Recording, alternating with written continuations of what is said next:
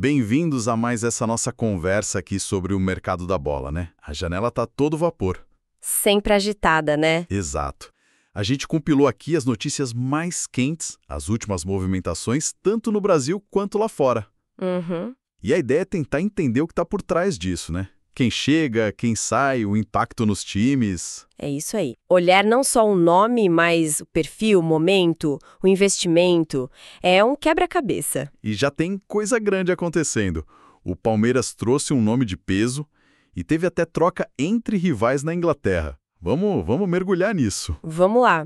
É interessante ver como as peças se movem, né? As estratégias por trás de cada negócio. Começando então lá pela Europa, mas com reflexo aqui, Alejandro Garnacho, atacante argentino, 21 anos, trocou o Manchester United pelo Chelsea. Pois é, essa deu o que falar. E não foi barato, né? Coisa de 40 milhões de libras, uns 310 milhões de reais.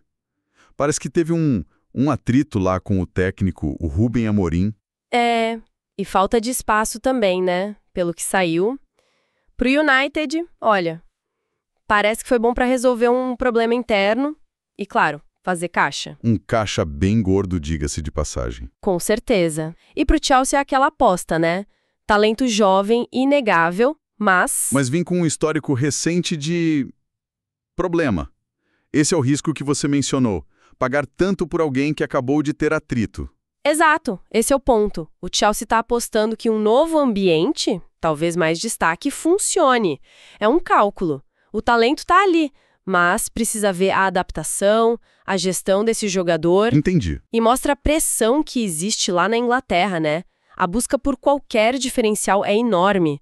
Pagam pelo potencial esperando que a cabeça acompanhe. E ainda falando de Manchester United, outro que está na porta de saída é o Antony, o atacante brasileiro. Assim, o Betis da Espanha tá forte na parada, né? Isso. Ele não jogou nada nessa temporada ainda, está fora dos planos. O United quer 50 milhões de euros. Dizem que o jogador já topou ir para o Betis, mas... Mas faltou o acordo entre os clubes, que é o mais difícil. É um exemplo clássico, né? Jogador caro que não rende o esperado, perde valor, e aí para um clube como o Betis, mesmo querendo muito, bancar 50 milhões de euros é bem complicado. Talvez um empréstimo, alguma engenharia financeira aí. Fica difícil. Agora fazendo a ponte direta para cá, Andreas Pereira no Palmeiras. Meia, 29 anos, veio do Fulham. Contratação de impacto, hein? E como? 10 milhões de euros, uns 63 milhões de reais, contrato longo até 2028, jogador rodado passou por Man United, Valência, Lazio, Flamengo. E essa contratação tem um peso extra, né? Ela marca um patamar para o Palmeiras. Pelo que estão falando, é o primeiro clube aqui da América do Sul a passar de 700 milhões de reais em reforços num ano só. 700 milhões? É muito dinheiro. É um volume impressionante. Sinaliza uma estratégia muito, muito agressiva. E o que isso quer dizer na sua visão? É só para ganhar o Brasileiro, a Libertadores desse ano, ou tem mais coisa aí? Ah, tem muito mais. É quase uma declaração, sabe? O Palmeiras parece querer não só manter essa fase boa, mas talvez criar uma dinastia, algo mais duradouro, tipo os gigantes europeus. Entendi.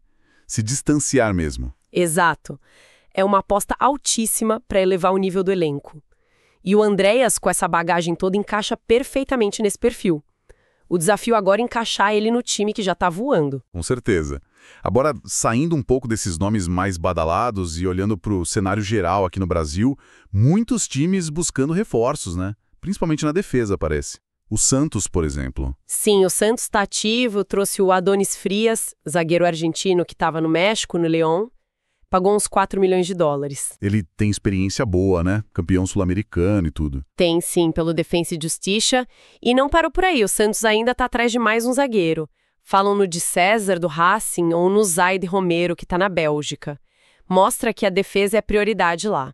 E essa busca por zagueiro experiente, muitas vezes argentino, ou vindo de outros mercados daqui, não é só o Santos, né? O Vasco foi na mesma linha. Foi sim. O Vasco está fechando com o Nathan Silva, que também estava no México, no Pumas. Negociação de 5 milhões de dólares. Ele já jogou aqui no Galo. Ah, verdade. Traz experiência, né? Exato. Tentar dar aquela segurança ali atrás. Parece uma tendência mesmo, buscar jogadores mais cascudos para a zaga. E o Botafogo? Também trouxe o zagueiro, mas um modelo diferente, né? Isso, trouxe o Gabriel Bahia, lá do Volta Redonda. Um empréstimo, mas com aquela cláusula de compra obrigatória se ele jogar um número X de minutos, US$ 1 milhão. Interessante isso.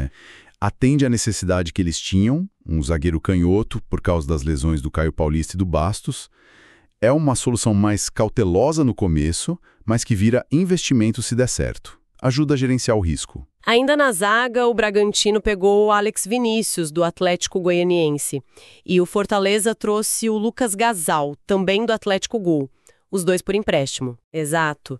O Gazal é versátil, né? Joga de zagueiro e volante. Mostra como o empréstimo é uma ferramenta muito usada para compor elenco, buscar oportunidade de mercado, às vezes sem custo inicial, como o Gazal, que rescindiu lá na China. São estratégias diferentes para o mesmo problema, né? Enquanto uns gastam mais, outros vão buscando essas brechas. Precisamente, cada um dentro da sua realidade financeira e necessidade. Mudando de setor, mas ainda nas chegadas, o São Paulo está num drama, né? A lesão do André Silva foi um baque. Nossa, demais. Tirou o cara até 2026, é muito tempo. Criou uma urgência enorme no ataque e no meio da temporada é fogo para achar solução. E aí, o que estão tentando? Estão tentando Marcelo Rian. É um brasileiro que está lá no Japão, jogando no UFC Tóquio, mas ele pertence ao Sagan Tosu.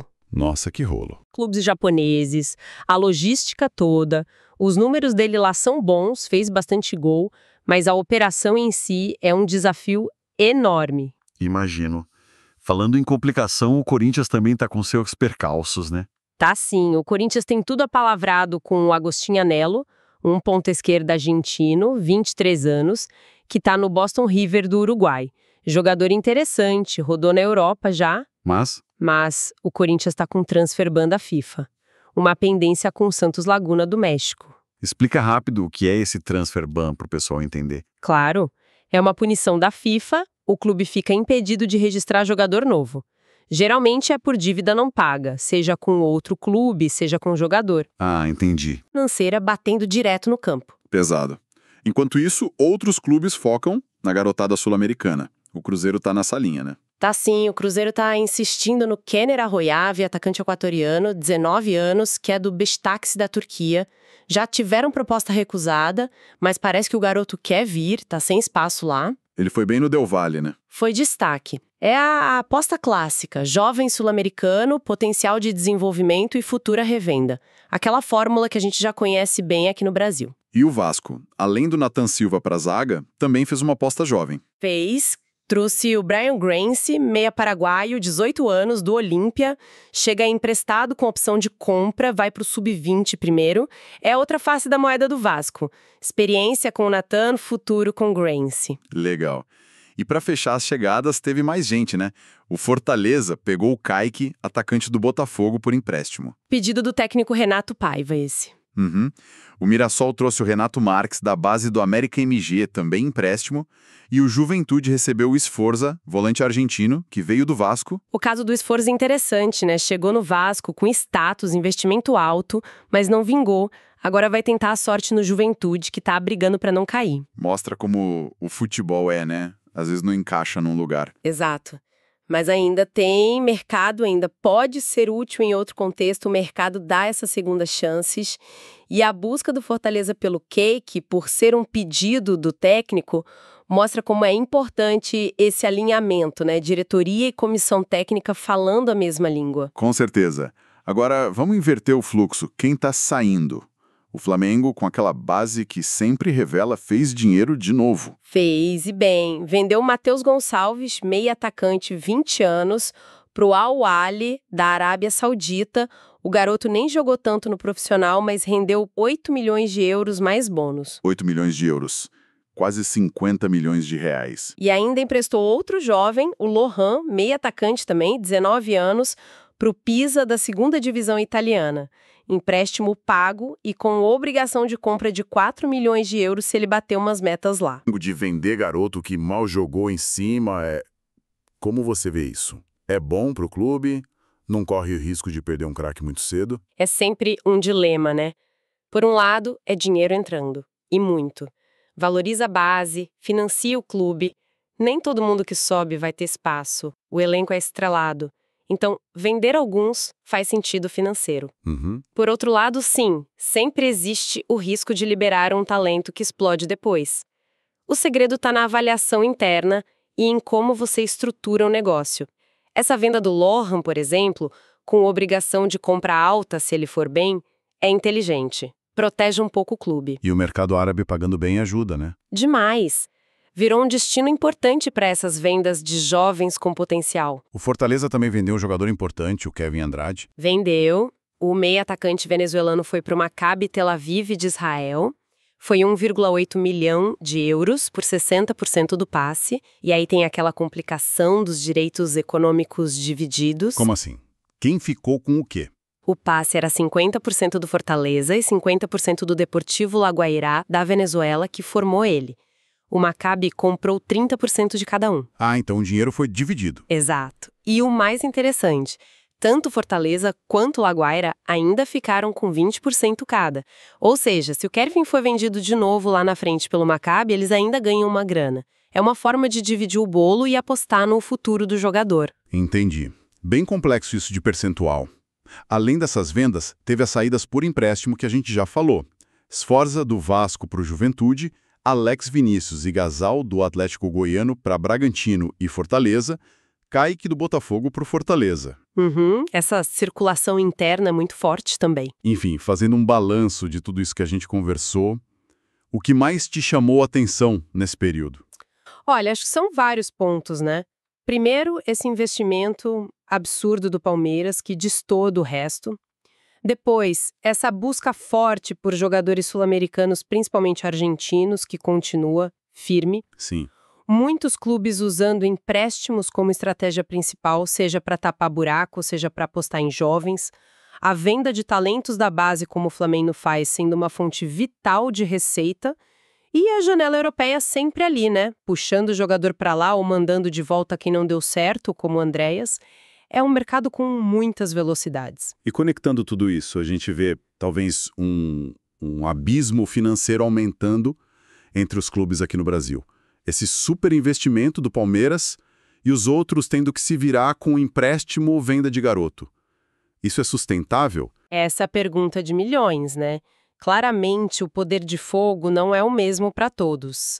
Esse investimento do Palmeiras puxa o nível para cima, sim, mas força os outros a serem ou muito criativos ou a correrem riscos maiores. E depender de vender jovem toda hora ou de montar time com um monte de emprestado. Exato. Dificulta criar identidade, ter estabilidade. Os times se desmancham muito rápido. Existe uma tensão muito grande entre precisar ganhar agora, a pressão por resultado imediato e conseguir construir um projeto de longo prazo, tanto esportivo quanto financeiro. Complicado. Fica então essa reflexão final, né?